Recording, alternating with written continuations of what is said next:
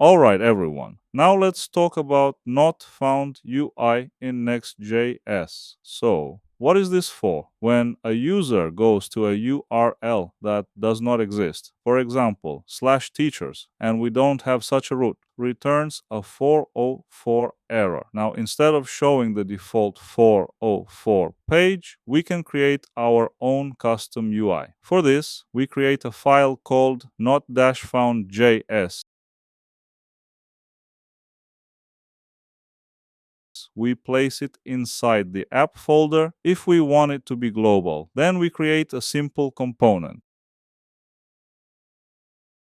For example, a message like not found, couldn't find the requested resource. And we can also add a link to go back to the homepage. Now, when we visit an invalid URL instead of the default 404, we see our custom not found page.